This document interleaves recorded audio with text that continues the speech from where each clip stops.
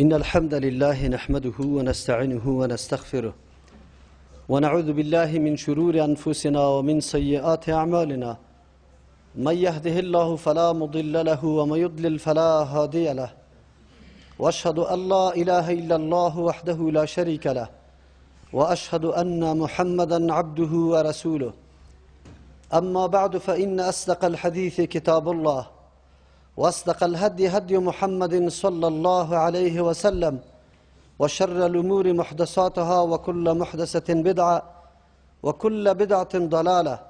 أعوذ بالله من الشيطان الرجيم. بسم الله الرحمن الرحيم. إنما المؤمنون إخوة. وعن أبي هريرة رضي الله عنه قال قال رسول الله صلى الله عليه وسلم قال الله عز وجل أين المتحابون بجلالي اليوم أزلهم في ظلي يوم لا ظل إلا ظلي. رواه مسلم رحمه الله. حضار گران قدر و عزتمند، در جمعه گذشته در مورد اخوت ایمانی گپ زده بودیم. سلسله ما ناتکمیل بود. جمعه گذشته نظر به ضرورتی که پیش شده بود در مورد انفاق فی سبیل الله و ضرورت ساختن یک مرکز و آباد کردن یک مرکز گپ زده بودیم. از او خاطر این جمعه را پس سلسله سابقی خود را پیش گرفتیم. اهمیت موضوع خیلی زیاد است. بنای خلافت اسلامی و حکومت اسلامی در مدینه منوره زمانی که پیغمبر صلی الله علیه و سلم بنیادش گذاشت، هسته و ریشه اولش از می محبت فی الله شروع کرد. از طبقه های مختلف مردم، از قومای مختلف مردم یک روح وحدت و اتفاق و همدردی، مواسات و فداکاری در قلب اینمی افراد گذاشته شد. از او خاطر این مردم برادری نسبی خود پروا نداشتند.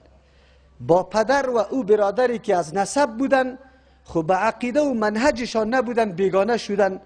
اما او کسی که عقیده و منهجش یکی بود، با او عین جان خود قرار دادن. امی وجه بود که صحابه رضی الله عنهم من حیث یک وجود در دنیا، در عرصه دنیا ظهور کردن، به دنیا نشان دادن که این مردم تمام محور تعلقات و روابطش به اساس محبت الله سبحانه و تعالی و محبت رسول الله صلی الله علیه و سلم است.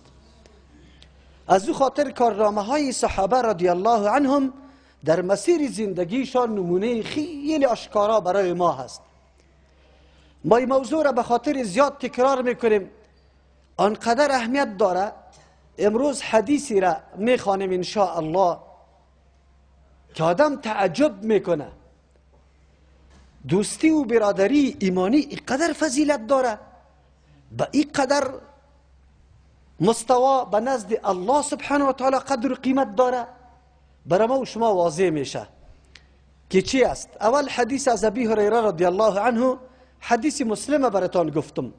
در روز قیامت الله سبحانه و تعالی ندا میکنه و صدا میزنه این المتحابون بجلالی. کجاست او کسایی که یکی با دیگه محبت کرده بود، لیکن این محبت به اساس روابط دیگری نبود، نه روابط نسبی بود، نه روابط خیشی و زواج بود، نه روابط مادی و شرکت و مسائل دیگه بود. روابطی که به اساس جلال الله سبحانه و تعالی باشه. اینجا پیغمبر صلی الله علیه و سلم در حدیث خود جلال الله را یاد کرده. انسان تعلقش با الله سبحانه و تعالی که وابستگی پیدا میکنه، یک صفات جلال الله سبحانه و تعالی است. الله قادر است، الله غیرتی است، الله قهار است، الله جبار است، الله غضب میکنه. صفت هایی که الله سبحانه و تعالی توسط او صفتا، او کسی که تکبر کرده، بلند تراشی کرده، خود تراشی کرده، حقوق مردم پایمال کرده، خود بلند تراشیده، به محض یک قوت موقت خود مردم زیر دست خود ظلم کرده. این صفتهای جلال برای الله سبحانه و تعالی هست که همچون مردم در روز قیامت و در دنیا ذلیل می سازشه، میده می کنشه، خوار می سازشه. به چشم سر ما و شما می بینیم اما کسایی که در روزگار اول برآمدن و می گفتن که زور خلق زور خداست، نعوذ بالله، و کلمه خدا را استعمال میکرد و مردم بیچاره که از عقیده بیگانه بود تایید میکردم و گپی 4 دانه کمونیستی که شاگردی مکتب لینین نکرده بود و آنقدر رعب زده و ارخطا شده بود که اگر کسی در مقابل این نظام قیام میکنه یا دیوانه هستند یا بسیار بیعقل هستند. در مقابل این تیاره، این تانک، این قوت مردم بیبی با داس برآمده، با تبر برآمده، با تفنگ شلخی برآمده، با مشکوش برآمده. مهمترین اسلحه مسلمان ها در او فقط 11 تیره بود. او را در کل گروه 1 دانه پیدا میشد.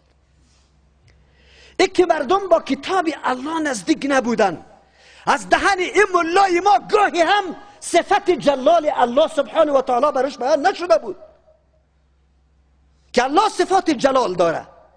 این مخلوق در اختیار الله سبحانه و تعالی است، موقع میده و نبلوکم بالشر والخیر فتنه. از امتحان است. در هر مرحله که قرار داری، در پاچایی قرار داری، در گدایی قرار داری، در غنا قرار داری یا در فقر، در صحت قرار داری یا در مرض، یک مرحله تام بدون امتحان الله سبحانه و تعالی نیست. الله تو را میبینه، موقع برات میده. الله به او مشرکی که به سنگ سجده میکنه و چه ظلم هایی میکنه الله موقع میده. امروز وقتی که مظالم بشار اسد شما میبینید، سری اطفال مسلمان ها، سری اطفال معصوم گاز استعمال میکنه. این دنیای اخبث، این دنیای کفر مور از سری دهن خود گذاشته، حتی یادآورم نمیشه که کدام جنایت است. فقط دنبال مسلمان گرفته که اگر مسلمان ادناترین گپ از پیشش خطا میره، او را 1 سال در رسانه نشر میکنه و فیلمای ساختگی دیگر در او گپ یک جا میکنه. در دل ما و شما میگرده که الله خو میتونه که بشار امروز هلاک کنه، این نظام امروز هلاک کنه، اما الله سبحانه و تعالی مخلوق خود امتحان میکنه که در همچون مظالم کدام مسلمان دهن خود چوب کرد، حتی آواز خود نکشید. حمله های کفار محکوم میکنه، حمله مسلمان حتی به زبان خود نمیرانه. هر کس کی باشه الله امتحان میکنه، مخلوق خدا امتحان میکنه. امی مردم به مظلومیت امو مردم آیا شب 1 روز خاص به خاطر امی خیستند، گریان به الله شروع کردن که یا الله گناه از ماست، ما مسلمان هستیم که پراگنده شدیم. رابطه محبت دین و رابطه محبت جلال الله از قلبای ما کشیده شده، پراگنده شدیم. پدر و بچه با هم جور نیستن، یکی بالای دیگه اعتماد نداره، سخن دل خود در پیش اولاد خود گفته نمیتونه. از کجاست این ثمره؟ از کجا پیدا شده؟ امروز محبت یهود و نصارا در قلب ما جا میگیره، رسومات و رواجای دنیای کفر در قلب ما جا میگیره و مردم از اون دفاع میکنه. ملای ما میخیزه از رواج و رسم کفار دفاع میکنه، مدرک برش میکشه که روا باشه. ملای ما عوام خو بگذار. به الله قسم اگر با کتاب الله و حدیث پیغمبر زندگی نکرده، شما دشمنی یهود و نصارا را نمیشناسی، دیگه هم نزدیک میشه. و این دنیای استعمار و کفر بالکل درک کرده که هر قدر این مخلوق به کتاب الله و حدیث پیغمبر نزدیک میشه یا باز از ما نیست. چرا که کتاب الله چی گفته؟ ولن ترضى عنك اليهود ولا النصارى حتى تتبع ملتهم. از تو خوش هستن، میعقتی تو کمک میکنه، معاونت میکنه و اکثری فلج اطفال برای تو میاره. چرا غنی اطفال سوریه را امیالی نخت نمیخوره، از سالای آینده ما رقم میخوره. به الله قسم اگر این پروسه به نیت خوب شروع شده باشه تا که در دنبالش یک چیزی نباشه. این را بفهم. قرآن برای ما میگه، قرآن ما را معرفی میکنه این مردم که کی هستن، ولی برعکس برادر مسلمان ما امروز قابل نفرت است. یکی با دیگه دور شدیم، انس و الفت وجود نداره، همدردی و همدلی وجود نداره، دلسوزی قطعا وجود نداره. اما بالمقابل او کسایی که واقعا امی مسلمان از سرکوب میکنه، قطعی از رشته دوستی قایم میشه. رشته دوستی قایم میشه. چرا؟ افسوس نیست در این مسجد الله در روز جمعه، در این مسجد الله آمده، خب به کدام نیت آمده؟ به کدام مقصد آمده؟ چه هدف داره؟ به خاطر از اینکه عبادت الله سبحانه و تعالی را خوب انجام بدم. واقعا اینجا نماز برم لذت داره، یعنی که به یک مقصد دیگه داره. همینطور دوستا را میگم که الله صفات جلال داره. از الله پنهان و پوشیده نیستی. ضمیر تو پوشیده نیست، پنهان نیست. نیت و اراده و هدف تو سر الله سبحانه و تعالی پنهان نیست. الله صفت جلال داره. به الله قسم روز فرا برسه که آنقدر ذلیل شوی، امی خیانت و جنایتت به مخلوق به مردم اینقدر واضح شوه که مردم لعنت سرت بگویه، نامت بگیره و لعنت بفرسته و تف کنه. انسان زندگی را به خاطر الله سبحانه و تعالی میکنه. شعار ابراهیم علیه السلام ان صلاتی و نسکی و محیای و مماتی لله رب العالمین. به او ذاتی که تربیت کننده کل کائنات است، همه اموری تا برای الله سبحانه و تعالی بکن. از او جمله با یک برادر مسلمان کمال محبت داشته باش. خطاست، گناهگار است، شراب خورده، زنا کرده، از دستش بگی. نگذار که دیگه میغوا شوه. قتلغت نزن، بازم تیرش به گودالی چقوری شیطان تیله نکو، از دستش محکم بگی، نصیحتش بکو، بفهمانشه، ذهنش خلاص کو، تشریع عمر و زندگی را برش بکو، جهان دیگر را برش بیان کو. ما امروز شیطان اغوا کرده برادر، دیگه هم قتلغت میزنیم که در لشکر شیطان خب پچق شوه. کجاستیم؟ محبت به خاطر جلال الله سبحانه و تعالی. انسان باید تصور بکنه که اگر من با این برادری خود ظلم میکنم، خیانت میکنم، رازی از این را افشا میکنم و این موجب عظیم میشه که آدم شاید در بسیار مضیقه قرار بگیره. الله صفت جلال داره. الله طور غیرتی ذات است، به الله قسم اگر بگذارید خود. و کسایی که در دنیا جنایت میکنه باز مبتلا به مصیبت میشه و به هوش میاد، پس رجوع میکنه به الله سبحانه و تعالی. اون نیکبخت انسان است، به خاطر که جرمش به آخرت باقی نمیمانه. الله در دنیا او را تنبیه داده، اما وا به حال او کسانی که در این دنیا مسیرش دیگه هم پیشرفت کرده رایسته، معاشش دبل شده رایسته، زورش تری مسلمان خب میرسه، خب به چقش میکنه. قاضی صاحب میشناسم، قماندان صاحب میشناسم، این کوچه را ما بگیرم، اینی شینگ ما بگیرم، اینی خانه را ما بگیرم، برم یک غریزه بکنم سر اینی جای. ولی گپا میشه، در این شکی نیسته. اما بدانی زمانی که در حرامخوری زمینه برات مساعد شد، سر ایمانت بترس که انجامت چه میشه. زمانی که موقع ظلم برات میاثر شد، سر ایمانت بترس. زمانی که ترقی کردی در شیطانی و جاسوسی، بترس سر ایمانت که انجامت چه میشه. مرگ تو را خبر نکده. مبادا که در این طور حالت بروی که قلبت یک دم کینه و بغض با برادر مسلمان پر باشه، بعد از تو از این دنیا رحلت بکنی و بره، از اینجا رحلت بکنی. از این خاطر روزی قیامت است، مردم در عرقای خود گور است، کسی تا نافک، کسی تا زانورک، کسی تا قاقرتک. و تو روز سایه چقدر قدر و قیمت داره. الله سبحانه و تعالی میگه این المتحابون بجلالی، کسایی که یکی با دیگه محبت میکردن به خاطر جلال ما، یعنی به خاطر رضای ما، صفتای جلال ما در ذهنشان بود که اگر من سر این برادر مسلمان شفقت نمیکنم، محبت نمیکنم، روز فرا میرسه که الله سبحانه و تعالی سر ازو رحمت میکنه و مرا میگیره. ازلهم اليوم، که من سرش سایه کنم، یوم لا ظل الا ظلی، روزی که هیچ سایه نیست غیر از سایه الله سبحانه و تعالی. در حدیث دیگه سایه عرش الله سبحانه و تعالی آمده. سایه الله هم صفت الله هست، اما رقم که لایق شان الله سبحانه و تعالی است. ما مثل او مشبهین نیستیم.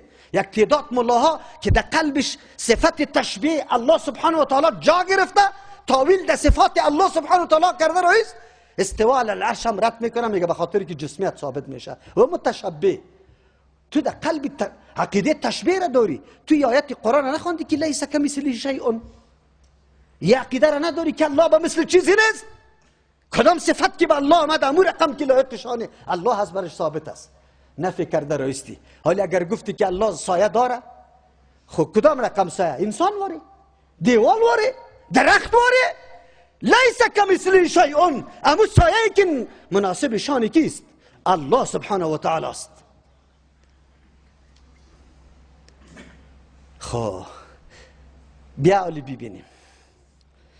ابی مالک اشعری رضی الله عنه، شخصیتی که آمده پیش پیغمبر صلی الله علیه و سلم، در سفرها گرفته، نماز یاد گرفته، مکمل قدم قدم بلست طریقی پیغمبر علیه السلام یاد گرفته. خبرداری که پس رفته در قوم خود اعلان کرده جمع کنی بچه‌هایتونه، جمع کنی زنایتونه.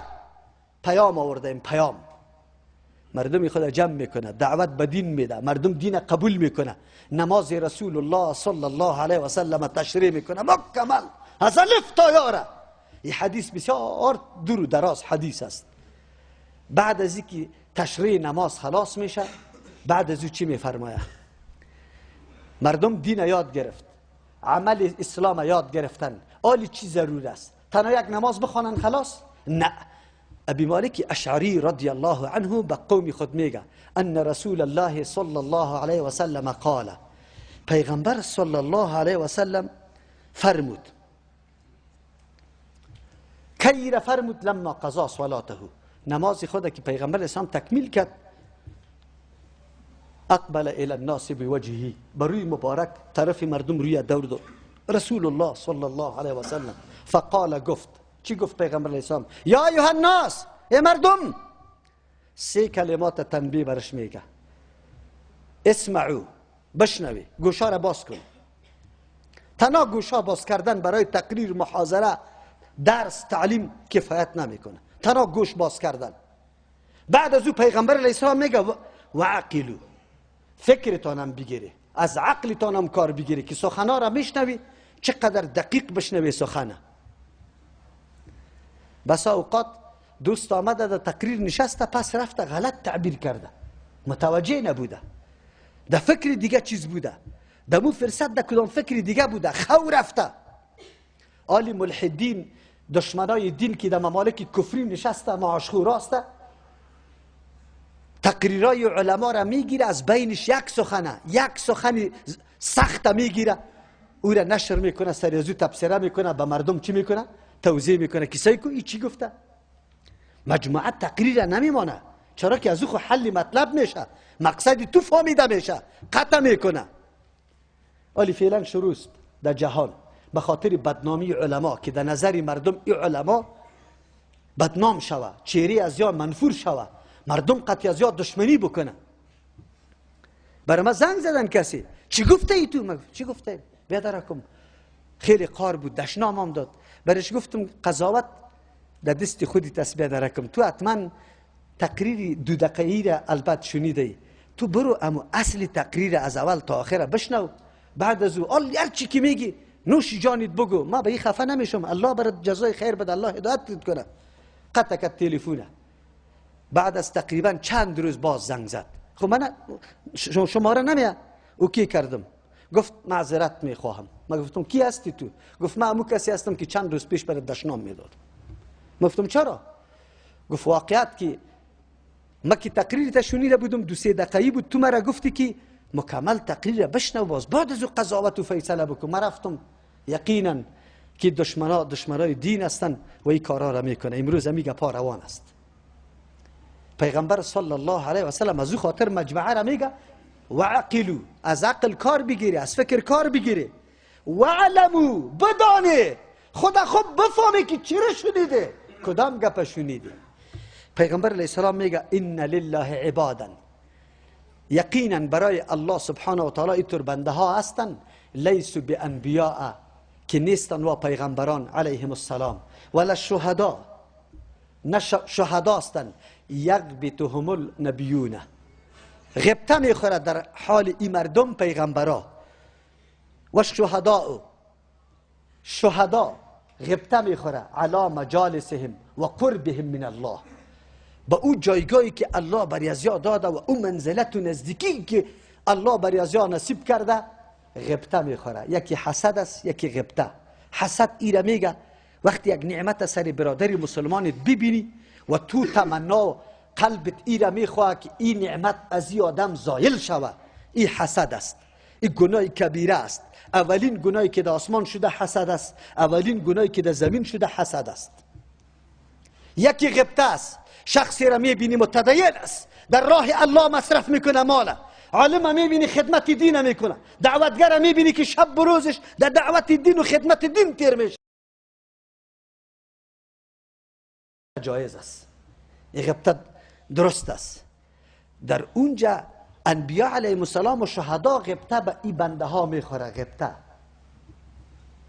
که کاش که همیطور مجلس ها و همیطور قرب به ما حاصل میشد. آیا به پیغمبران حاصل نیست؟ پیغمبران خود در رأس اول قرار داره، لیکن اینطور مفت حاصل شدن. انبیاء علیهم السلام و شهدا حاصل کرده، لیکن تکالیف دیده، مشقتا را دیده، جان خود فدا کرده. پیغمبران پیزارایشان پر از خون شده. این مردم بدون تکلیف اینطور مقام حاصل کرده. رسول الله صلی الله علیه و سلم وقتی که گپ گفت که اینطور مردم ها که غبطه میخوره کی پیغمبران و شهدا در موردشان، فجسا رجل من الاعراب، یک آدمی بادیه-نشین یک دفعه سر زانو شد. همیشه در مجلس رسول الله صلی الله علیه و سلم صحابه سخت ادب میکرد، جرأت نمیداد خود که از پیغمبر علیه السلام سوال بکنه. انتظار صحابه می بودن که کاش که یک آدم دیهاتی باشه که از پیغمبر علیه السلام سوال بکنه. این جمع اعرابی آدم دیهاتی سر زانو شد. با پیغمبر علیه السلام می فرماید من قاسیت الناس، این مردکه از مردمای خیلی دور بود، و الوا بیده الی رسول الله صلی الله علیه و سلم، به سوی پیغمبر علیه السلام دست اشاره کرد. فقال، گفت یا نبی الله، ای پیغمبری الله، ناس من الناس، یک جماعت از این مخلوق اینطور مردم است که لیسوا بانبیاء ولا شهدا، نه پیغمبران است نه شهدا است. باز یغبطهم الانبیاء و شهدا، غبطه در موردشان پیغمبران و شهدا میخورن. علی مجالسهم و قربهم، به جایگاهشان و به منزلتشان، به نزدیکیشان به رسول، به الله سبحانه و تعالی. من الله انعتهم لنا، برای ما توصیف کن. حلهم لنا، حلهم مانا یعنی وصفهم لنا، برای ما بیان کن صفاتش، مشخصاتش برای ما بگو. شکلهم لنا، خوب مشخص کن برای ما کی کدام مردم است. فسر وجه رسول الله صلی الله علیه و سلم، چهره مبارک پیغمبر صلی الله علیه و سلم خوش شد. چرا خوش شد؟ چرا خوش میشه؟ رسول الله به خاطر خوش میشه که آل توضیح خواسته و متوجه است که حتی یک آدم دیهاتی هم سخن مرا بسیار دقیق میشنوه. و کلماتی که در اول استعمال کردم که اسمعوا وعقلوا واعلموا، یقینا که امروز حتی امون نفر دیهاتی هم متوجه سخن ما است، خو برده نیست، فکرش دیگه طرف نیست، متوجه دقیق است. پیغمبر علیه السلام خوش میشه زمانی که مقتدیا توسط سخنای تو یک دم در قلبشان میشینه. خطیب خوش میشه که والا اینمی مردم به قصد آمده، واقعا به دل میشنوه سخنا را. اگر نه که قرار خواب رفته باشه، خب میگیم که آمده فقط منظورش فقط ادای نماز است، دیگه چیز نمیشنوه. از او خاطر رسول الله صلی الله علیه و سلم چهره مبارک خوش شد. بعد از او رسول الله صلی الله علیه و سلم چی میگه؟ از سوال اعرابی خوش شد. فقال رسول الله صلی الله علیه و سلم هم ناس، یا مردمایی است، من افناء الناس، از مختلف شعبه های مردم، از یک قوم، از یک خیل نه، و نوازع القبائل، از تمام شاخه های قبیله ها، از هر طرف.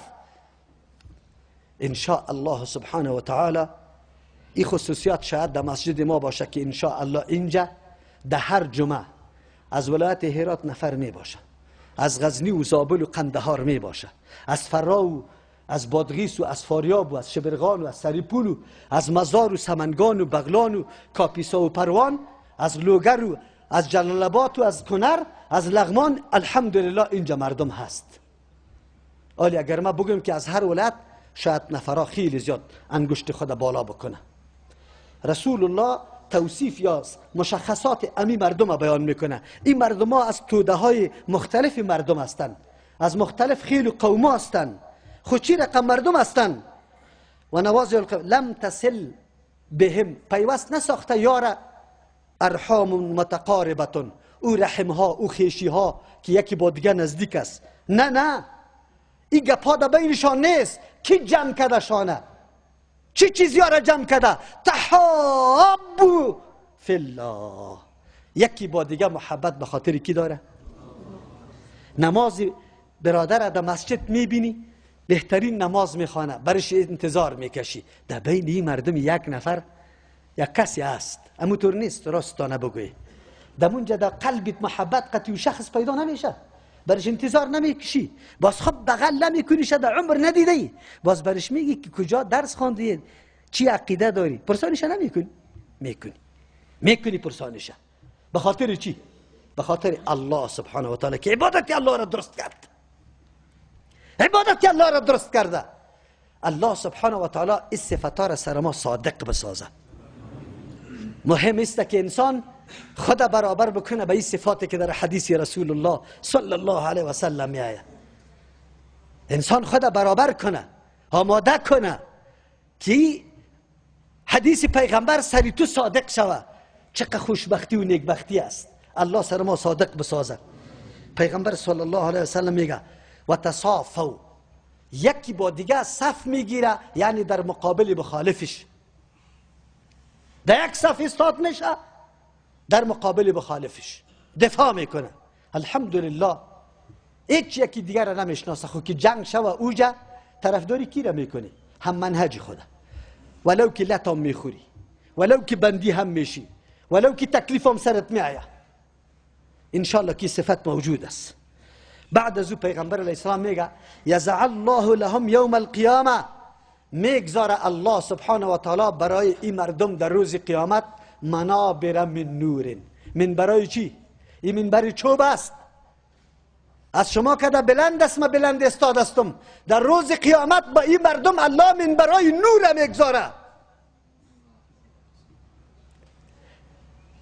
منبرای نور، تنها منبر نور نه، یجلسهم علیها فیجلسهم علیها، می نشانن امی مردم سری این منبرا، فیجعل وجوههم نورا، الله میگردانه رویایشان نور، و ثیابهم نور، کالایشان نور، یفزع الناس، مردم ده هیبت است، ده وحشت است، ده ترس و لرز است، لیکن یوم القیامت، در روز قیامت، ولا یفزعون، این مردم ها هیچ ده ترس نیسته. کسی که در منبر نور نشسته باشه، رویت یک تکه نور است که مخلوق میبیند که کدام مردم است.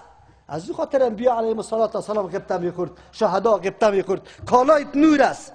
و هم اولیاء الله، یا دوستای کیست؟ کدام دوست است؟ که در سوره یونس الله صفتش کرده الا ان اولیاء الله لا خوف علیهم ولا هم یحزنون الذین آمنوا و کانوا یتقون. این آیت پیغمبر علیه السلام تلاوت کرد که یا اولیاء الله هست. عزیزان گرامی، اینطور موقف و اینطور منصب به کسی میسر میشه؟ محبت با یکی دیگه به خاطر رضای الله، به خاطر دین الله چقدر اهمیت داره. چطور ما یکی دیگه خدا واقعا در بغل نگیریم، چطور ما یکی از دیگه خود قربان نشویم؟ چطور ما همدردی نکنیم؟ چرا دلسوزی نکنیم؟ چرا دستپیشی نکنیم؟ چرا غمخوری و همدردی یکی با دیگه نداشته باشیم؟ چطور شده میتونه؟ کدام وجدان باشه، کدام ضمیر پاک باشه که به عقیده توحید و به محبت سنت رسول الله صلی الله علیه و سلم راسته باشه و بازم برادر خود بگذاره که در منهج شیطان بره، در چقوری شیطان انداخته شوه، بلکه تو هزار قسم حیله را جور کو از دستش محکم بگی، نگذارشه، در لشکر دیگه شاملش نکو، کش کو طرفی خود، دعوت برش بده به هزار قسم حیله ها، به هزار قسم واسطه ها و وسیله ها تلاش کو از دل ما از دل